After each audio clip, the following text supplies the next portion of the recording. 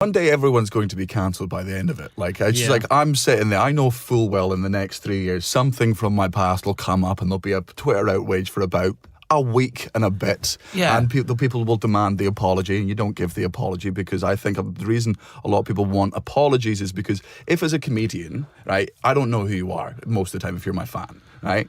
If I say something that upsets you, I've managed to get into your head somehow, right? I've upset you, and that makes you feel weak. And what you want an apology for retribution. What I should be able to say is, hey, I have heard what you've said. I understand why what I did was wrong, and I'm going to strive to be better. The word I'm sorry is not in there, but that should be enough. I'm going to try to be better. Yeah. But they don't want it because you had power over them. That's right. They want to have power over you, and they want you to apologize so that you bend the knee. And I'm not fucking doing it. I'm not playing your game. That's exactly right. Again, it's another form of narcissism. They're sort of jealous that you have this platform and they haven't, and the people want to be heard. And I went through it on a smaller scale when I was a middle manager, like in the office. That's where it came from. And people would complain, and sometimes I'd call them up, and they were surprised that I'd call them. I go, oh, I didn't think I'd call. I go, oh yeah, you guys said, oh no, it's fine. They just wanted to be heard. Yeah.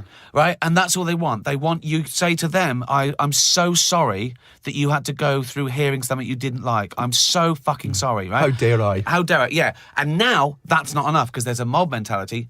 Now they want blood. Now they know they can get blood, and they want to do it. It's like a fucking video game for them. They can get to the next level, and they can get people fired forever, right? I've talked about it loads of times, and I don't know what you think of him or what you thought of the...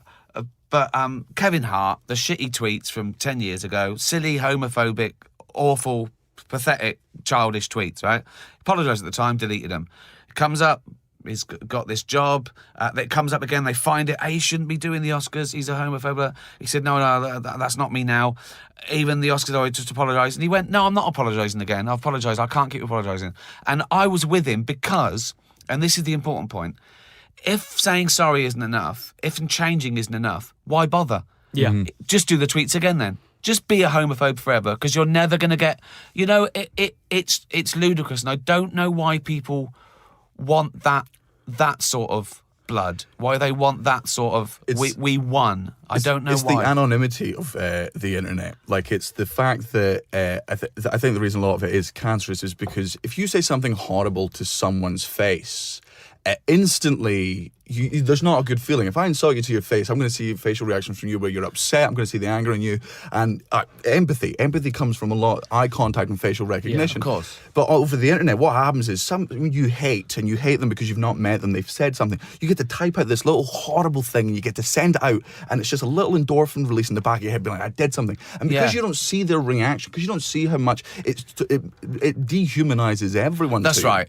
Yeah, it is. That's it. That is it, yeah, because you don't think of someone at the end of it. It is like randomly setting fire to dog shit on someone's door and running away. Before seeing the person come out and stamp on it, you just know that they came out and stamped on it, and probably. In your head, it's hilarious because they're standing on dog shit. You're not seeing the result. As opposed to, it's a guy in a wheelchair, he's got to run it over. It's real. It's a slow process. Exactly. You don't know what's happened, but you're right. It's almost becoming part of their causal web.